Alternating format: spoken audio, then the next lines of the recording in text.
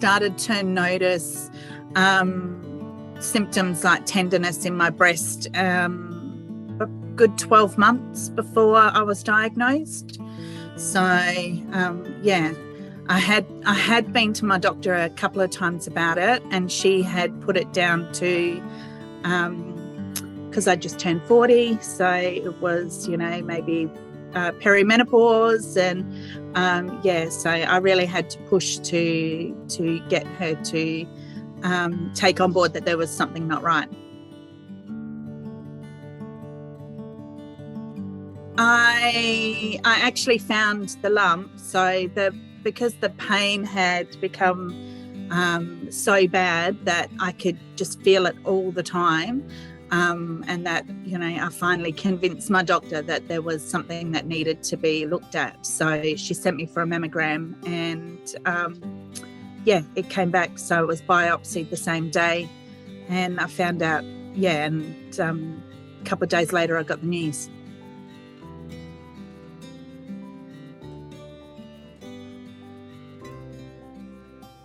Not a lot. That I had breast cancer. I wasn't. It had spread to my lymph nodes as well. So reading the report saying that it had metastasized was quite confronting.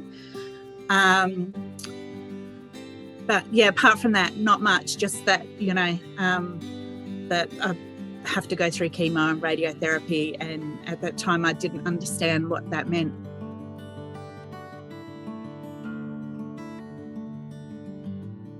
I'm still in remission. I'm 4 years post-diagnosis this year. So I am still on hormone medication. So and I'm expecting to be on that for at least another 6 years. But my surgeon says that my prognosis is good. So he's hoping that it, won't come back.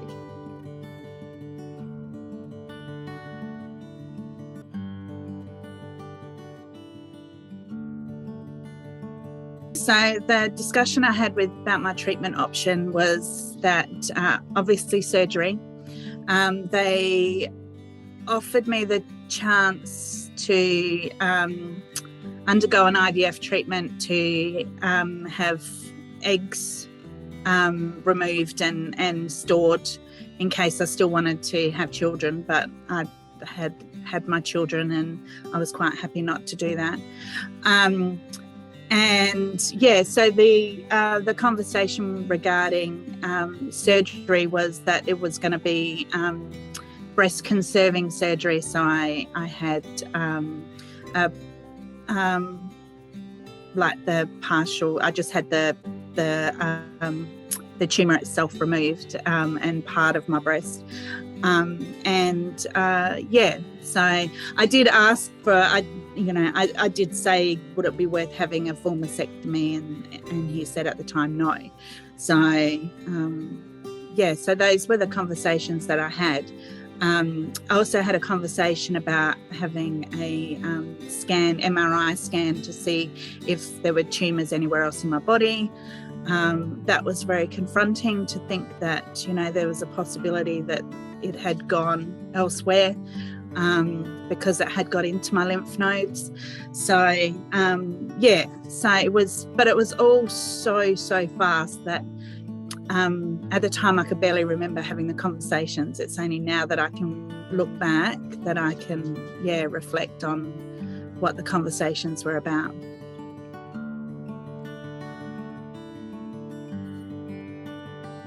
Conversation I had about treatment was about undertaking chemotherapy and radiotherapy treatment, and basically told that was I could either choose to have it or not have it. So that was, and then what the prognosis was, whether I chose to undergo chemotherapy and radiotherapy with pharmacological at the end or not. So, yeah.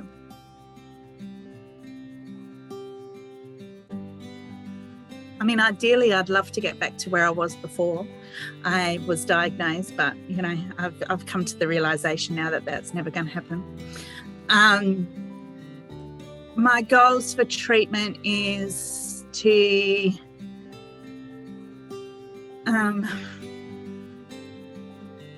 I don't know, just to be able to live a long and healthy life as long as possible, and to minimise the impact that the treatment actually has on my day-to-day functions. So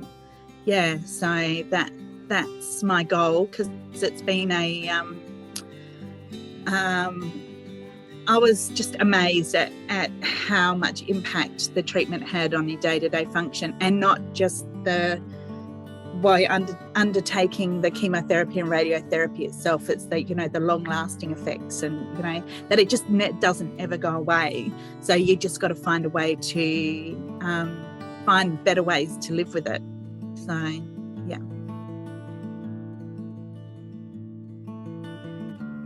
They said at the time when I was undergoing, they said there was no trials for the type of cancer that I had. So, so I didn't get an opportunity. Yeah.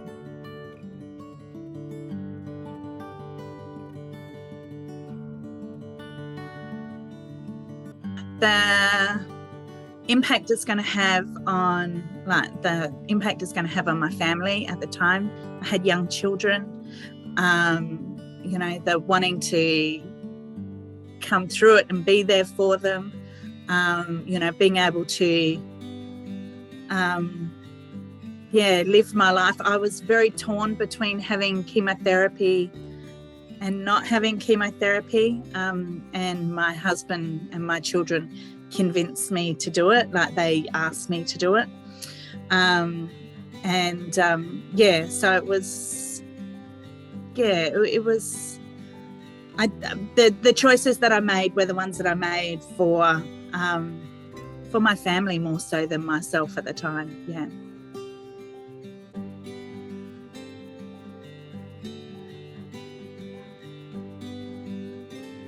Yeah, I think more about the consequences of the decisions that I make now, the long-term consequence, especially my health decisions.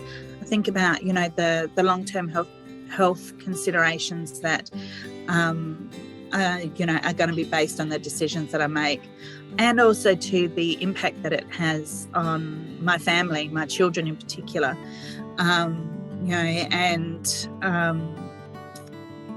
the long-lasting effects it's going to have on them to see, to watch their mum go through treatment is, yeah.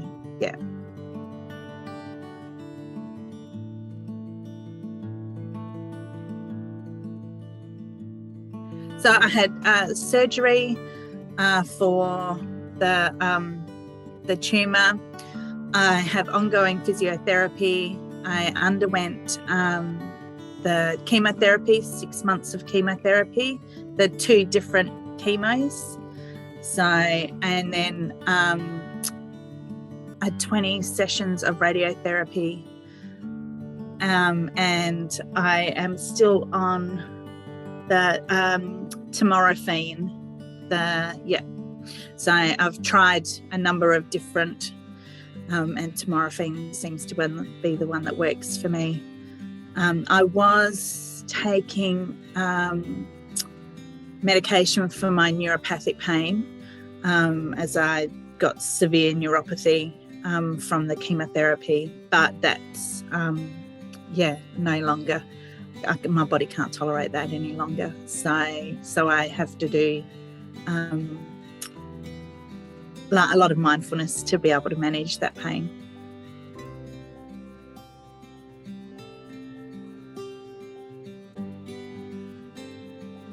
Being able to function, being able to do the things that I want to do and that I enjoy doing. Being able to care for my family, being able to do my job, be able to engage in my social life. They're the indicators to me that treatment is working. also to being able to get back to my physical activities. I'm still working on that, but yeah, that tells me that treatment is working.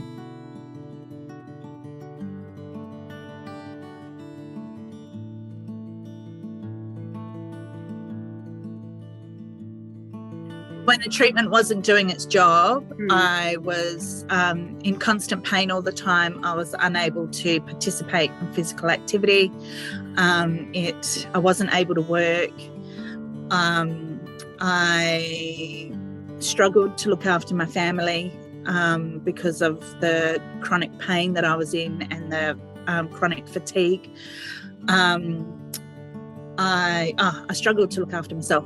So so that was, and to have it working, I'm able to do all those things, not to the capacity that I could do it prior to diagnosis, but I'm still able to, I've found the new normal.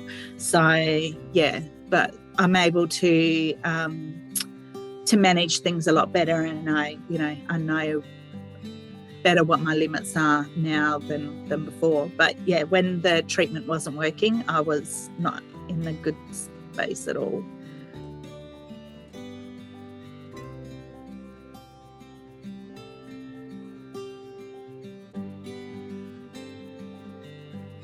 It wasn't until actually after the chemotherapy and the radiotherapy treatment, I think, for me.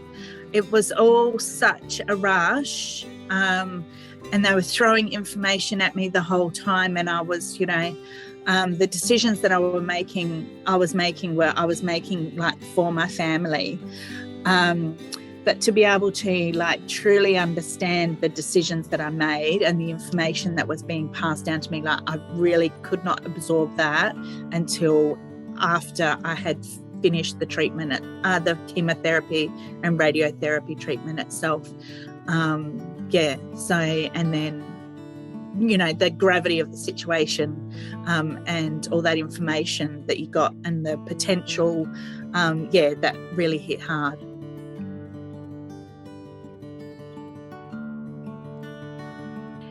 If it's not working, that you can change it. There's not just one set treatment. So, yeah.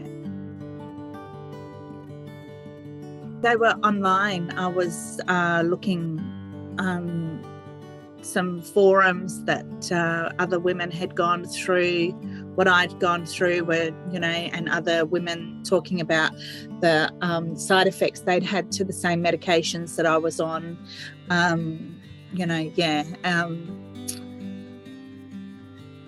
My health professionals weren't really that helpful when it came to that sort of thing. My GP would just say to me, oh, well, this is what I've been told, this is what your specialist has said. And then I'd go back to my specialist, and then he would say to me, oh, well, we'll, just go off it for a couple of months and then we'll see how you go, and then you can go back on it. And that, that didn't really, because then I'd come off it for a couple of months, I'd feel so much better.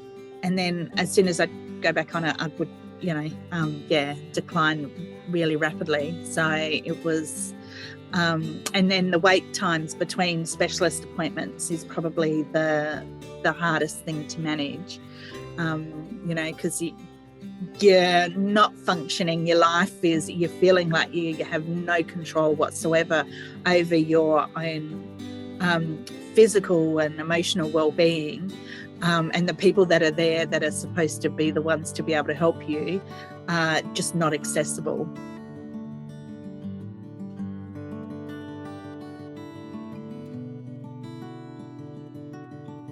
It's been more I tell them what I need and then I say to them, this is what I need, this is what I want you to do, rather than sort of consulting with them to get them to make a decision for me. I've done my own research, and then I've come back and said to them, this is, I really want to try this. So yeah.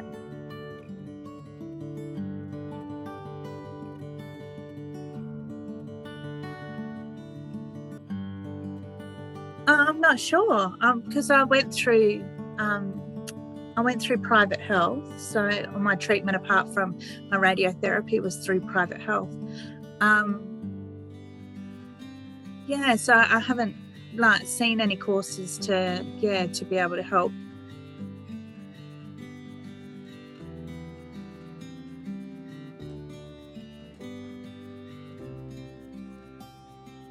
Yes, it definitely does. And I do. I've struggled with my mental health since diagnosis. I have a lot of anxiety as a result of it. And I'm on medication for my anxiety. I also do a lot of mindfulness exercises. I see a counsellor regularly. I'm very engaged with services to be able to support my mental health.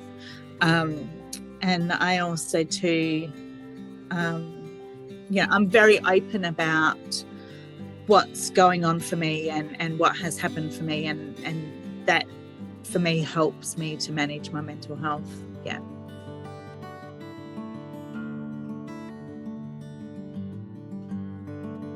Yes, definitely. My relationship with my daughter has suffered greatly as a result of my diagnosis with cancer. Because she was only 7 at the time, she didn't understand what was going on. And now, as she's coming into her early teens, I think there's a lot of anger towards me with regards to, me being sick, and it's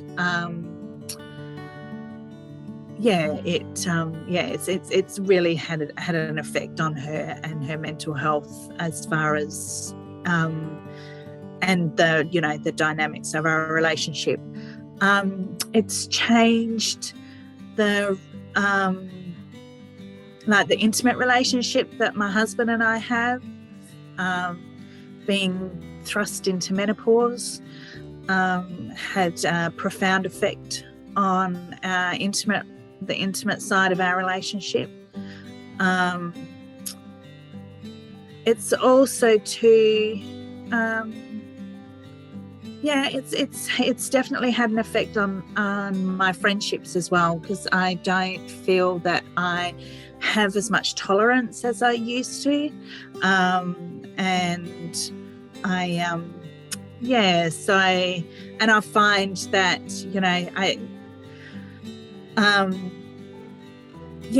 it's weird, because I feel that when people see me, they're just seeing the cancer, and that I'm a cancer survivor, and they tell me all the time how wonderful I am, and how and I'm to me, I'm none of those things. I'm just me, and so that's really quite confronting as well, to be able to and I mean, it's lovely that they feel this way, but to hear this repeatedly makes it's hard, and it's and I feel like I'm I feel like I'm not grateful. I feel like I'm sounding like I'm not grateful, and I am. But it's like that constant reminder all the time. So I tend to, I've become much more select with my friends, like my social group, as a result of that. Yeah. So, because, I want to be able to go and enjoy myself, and not have this constant reminder all the time that, I'd had a cancer diagnosis, and yeah.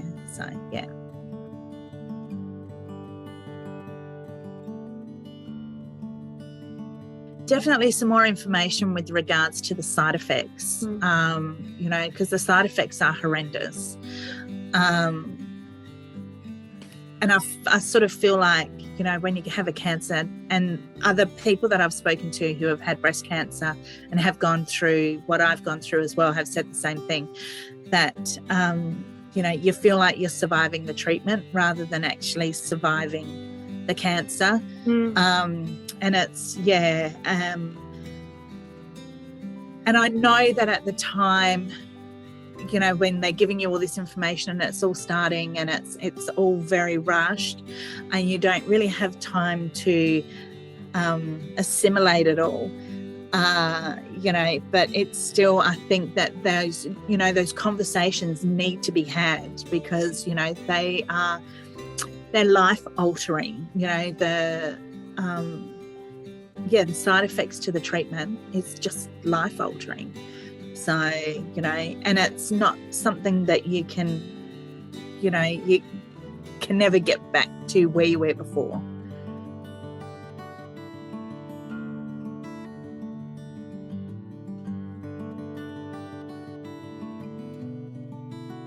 Well, I think there's definitely there needs to be more allied health involved with cancer patients, definitely. I mean, I know for me, I was looking for a social worker to be able to help support, to find, to reach out to community services, and that was very difficult to come across. Being able to utilize some of the cancer council services, but again, I found that because it was just so generic, it wasn't, and I understand that they're trying to sort of meet the needs of all these people with all these different cancers, but I felt that they just couldn't understand exactly what I was going through, as a woman, as a mother, as a wife, and the effect that being diagnosed with, the HER2 positive cancer had, because it was just so profound on all those levels. So, I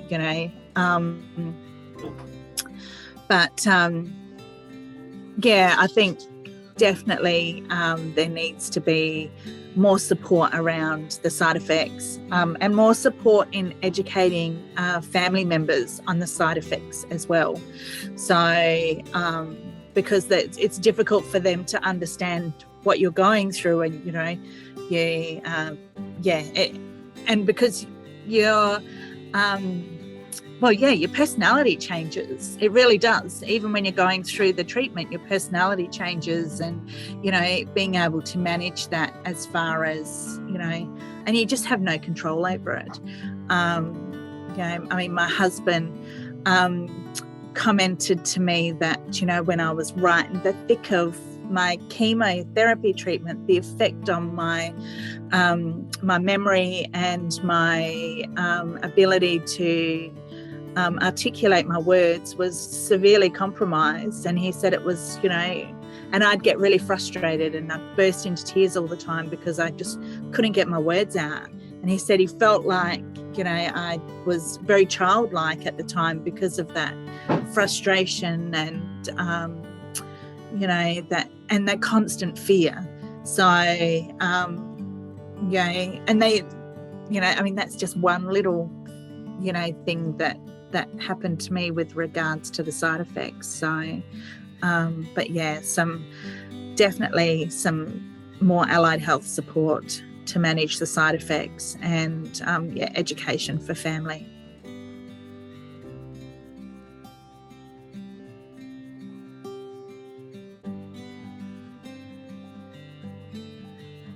I don't know. I can't. I wish I'd known how to stop it in its tracks. But I don't know. I think maybe having a better understanding of, actually what was going to happen to my mind and my body while I was undergoing treatment.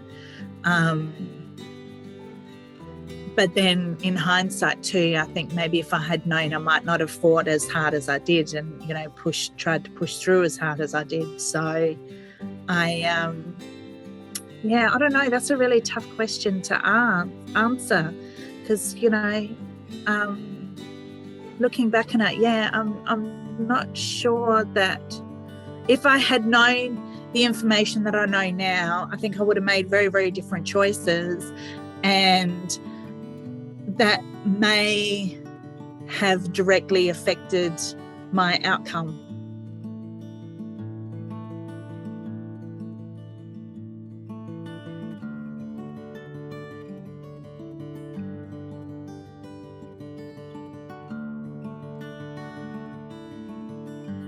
That it just, he needs to know the profound effect it has on women, across our whole lives. It affects us, not just, it totally and utterly just changes our lives in an instant. We and there's no accounting for that. So there's no support with any of that. There's no because everything is just so focused on the immediate treatment, which is so invasive. But there's no accounting for the long-term effects that it's going to have, and how profoundly it changes your life and changes who you are. It affects everything from just the person that you are, to being a wife, being a mother, being able to manage relationships, being able to go forward with your mental health, all of those things. But even the ongoing neurological issues, from the treatment itself, and being put on the hormone treatment, and and all that comes with that. It just, there's no natural progression, and I know that women who have natural progressions still find going into menopause very difficult. But having a HER2 positive diagnosis, you're put into menopause like immediately, and it's incredibly tough. We survive the treatment. We don't survive the diagnosis, we survive the treatment. And I think that the health minister needs to find a way to understand that, we're surviving the treatment, we're not surviving the diagnosis. And then the treatment needs to be I don't know. It needs to be better tailored to women, to be able to, have that understanding of the significant impact and effect that the treatment actually has on women and their lives.